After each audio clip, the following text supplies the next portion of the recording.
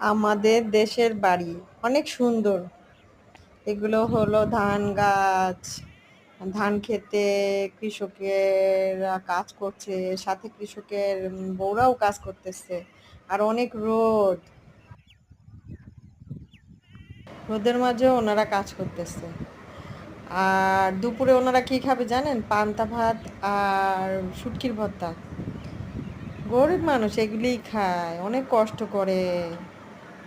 আর গ্রামটা অনেক সুন্দর।